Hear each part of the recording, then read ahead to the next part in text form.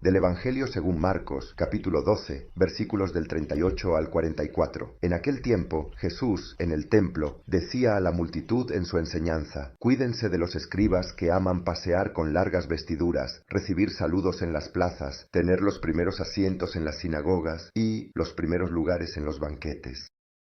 Devoran las casas de las viudas y oran largamente para ser vistos. Ellos recibirán una condena más severa.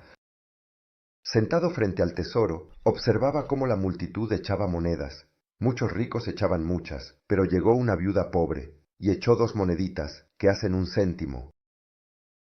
Entonces, llamando a sus discípulos, les dijo: En verdad les digo que esta viuda tan pobre ha echado en el tesoro más que todos los demás.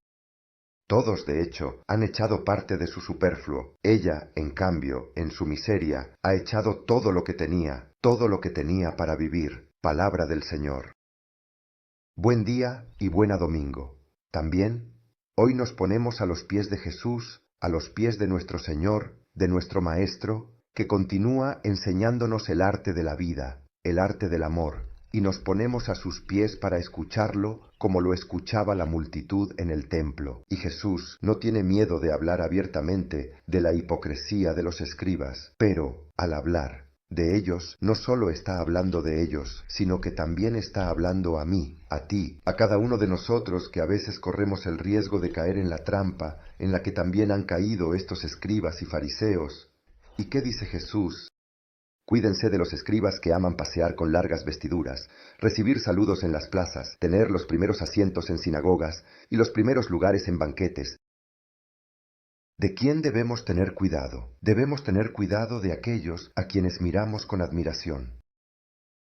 Tengan cuidado de mirar a aquellos que pensamos que nunca se equivocan, y decimos: son así, y seguramente así deben actuar. Los escribas son maestros que gozan de gran autoridad, declaran, y conocen la voluntad de Dios. Conocen muy bien la palabra de Dios, y nadie se atreve a oponerse a ellos. Los escribas son parte de esa autoridad que corre el riesgo de ostentar, y la clase de los sacerdotes, pero esos sacerdotes que piensan que solo por ser sacerdotes están en un escalón más alto que los demás. Y hay también alguien entre los sacerdotes que aspira a los escalones más altos, como ser obispos, monseñores, cardenales, ayuda. Temo a esta persona.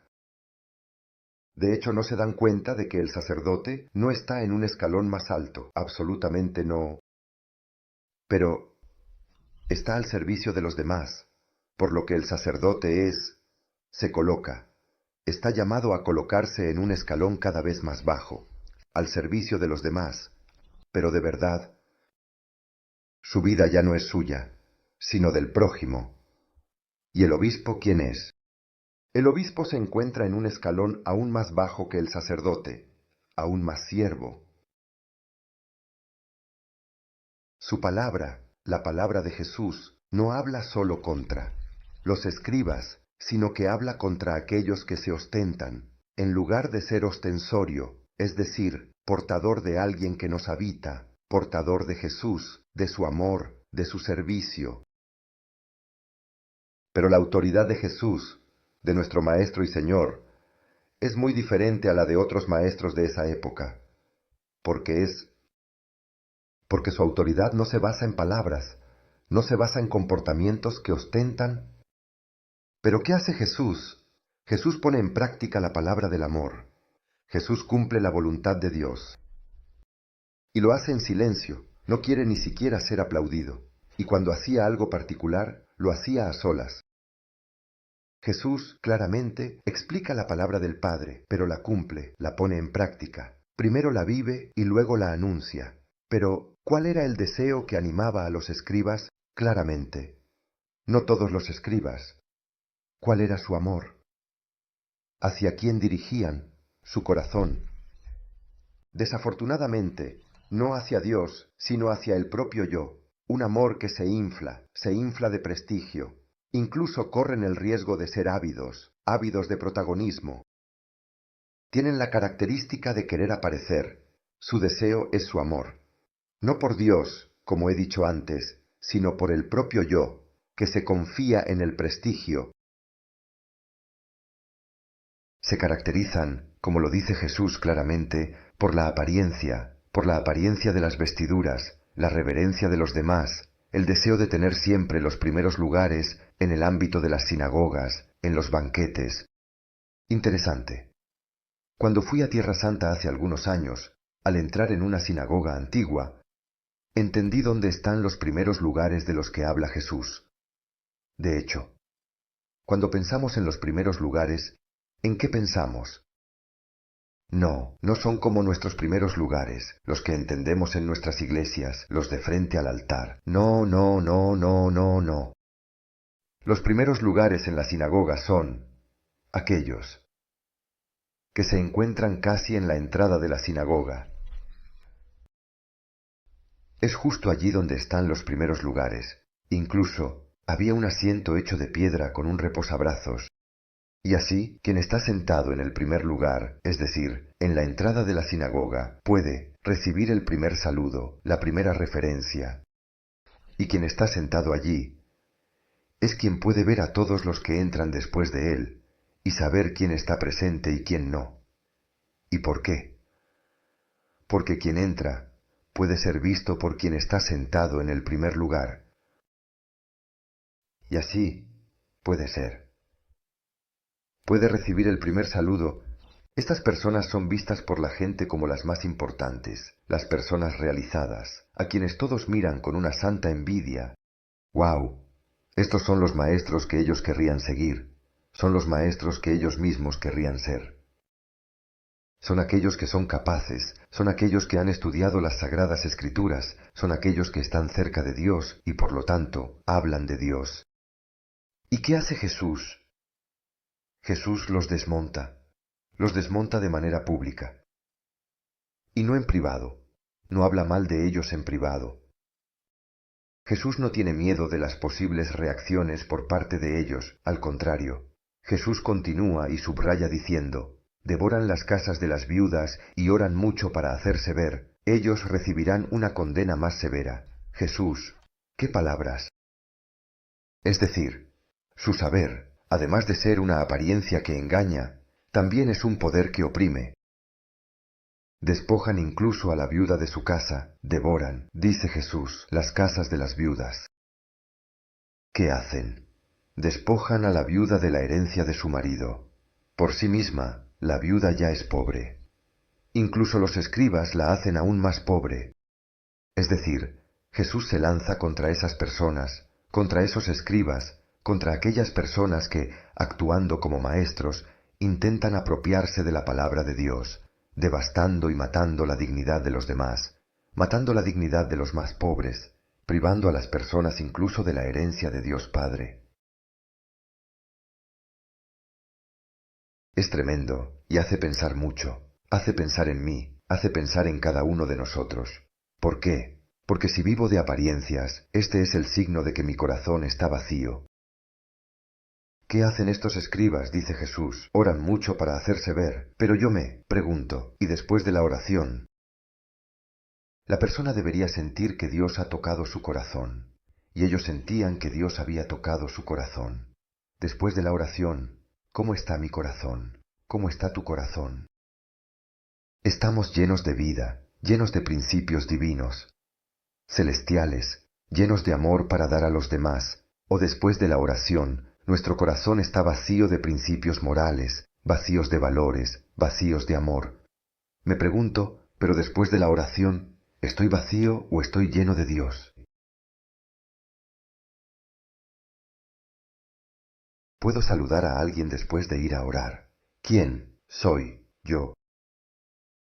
Después de la oración, la oración es pura apariencia, porque si me encuentro con Dios, Dios entra en mí, y, cuando entra en mí quiere actuar a través de mis manos, quiere hablar a través de mi boca, quiere mirar a través de mis ojos, quiere amar a través de mi corazón. Dios, el Dios que encuentro en la oración, es un regalo.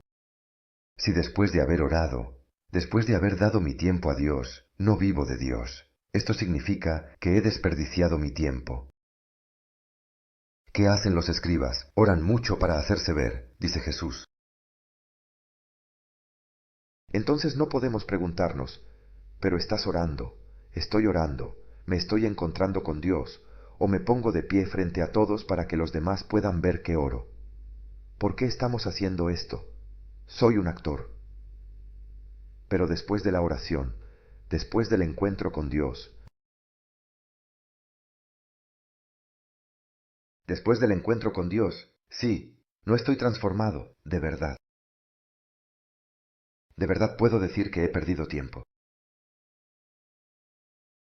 Estos recibirán una condena más severa, dice Jesús. Y San Santiago en el capítulo 4, versículo 4, ¿qué dice? ¿No saben que amar al mundo es odiar a Dios? Y podemos preguntarnos, pero entonces, ¿a quién estoy amando? ¿Estoy amando al mundo? ¿Estoy amando la apariencia? Sí, porque si estoy amando la apariencia, me estoy alejando de Dios. La condena no la da Dios, pero la condena de la que habla Jesús es una autocondena, en el sentido de que quien intenta aparentar y no es justo con los demás y no es justo con los pobres, se aleja de Dios, se aleja del amor, se aleja y va a las tinieblas, porque se aleja de la luz del mundo que es Jesús. Entonces se camina y se vive en las tinieblas, y se opera en las tinieblas. Pero soy yo quien elige caminar en las tinieblas. No es que Dios me mande a las tinieblas, no, soy yo quien va allí porque elijo hacerlo. Y de todo lo que es la luz, habla claramente, abiertamente, y denuncia toda falsedad y toda injusticia. Mientras que quienes caminan y actúan en las tinieblas, ¿qué hacen? Además de actuar en las tinieblas, en lugar de hablar claramente y abiertamente, también hablan en las tinieblas. Por miedo a ser escuchado, organiza complots con la esperanza de no ser descubierto, como lo hacen los mismos escribas y fariseos que no tienen el valor de hablar claramente frente a Jesús. ¿Y luego qué hacen? Lo condenan a muerte incluso. ¿Por qué? Porque no saben qué decirle, no saben cómo responderle a sus preguntas, no saben cómo refutar la verdad con mayúscula. Porque Jesús es la verdad. No saben cómo refutar la verdad que penetra en el corazón y que duele, que hiere. ¿Y entonces qué hacen? Intentan silenciar la palabra de la verdad con violencia, matándola. O mejor dicho, pensando que la matan. Sí, porque pensaban que iban a matar al Señor. Pero no lo lograrán porque la verdad no muere. Porque la verdad es Jesús, es Él, es Dios, y Él es eterno. Jesús es. ¿Quién es el vencedor? Es demasiado fuerte, y Jesús está allí en el templo. Pero, ¿dónde se encuentra nuestro amigo en el templo? Estaba sentado frente al tesoro del templo, es decir, Jesús, además de hablar. ¿Y qué hace? Observa. Observa cómo la multitud arrojaba las monedas allí en el templo. Muchos ricos arrojaban muchas. Claramente, cuando se arrojan las monedas, también se escucha el sonido de las monedas. Y cuanto más fuerte es el sonido de las monedas que caen, más uno dice, ¡wow! Mira qué generoso. Y hay que aplaudir. Es decir, frente al tesoro. En este lugar accesible a todos había 13 cajas para las ofrendas. ¿Y qué hacía un sacerdote? Controlaba el valor de las monedas y declaraba en voz alta la cantidad y la intención de la ofrenda, arrojándola en la caja correspondiente.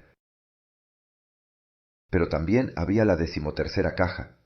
¿Y qué se arrojaba en la 13ª caja? Se arrojaban las ofrendas espontáneas y sin intención. Ciertamente los ricos sabían y buscaban ser vistos, y decían la intención que luego el sacerdote comunicaba en voz alta. Pero el Señor ni siquiera los mira, porque elige a los pobres del mundo para darles su reino. ¿Qué hace Jesús? Dirige su mirada hacia una viuda. Esta viuda es la imagen de la pobreza.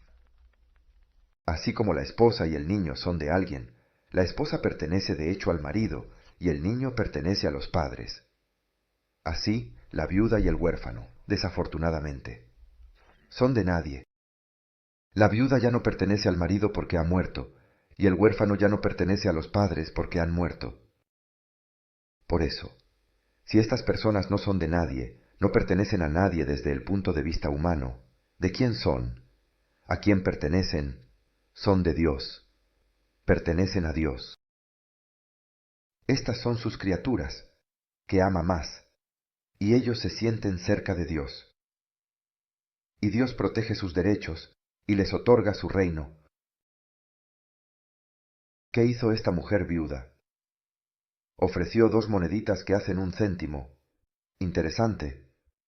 También el samaritano dejó, al posadero, 2 denarios.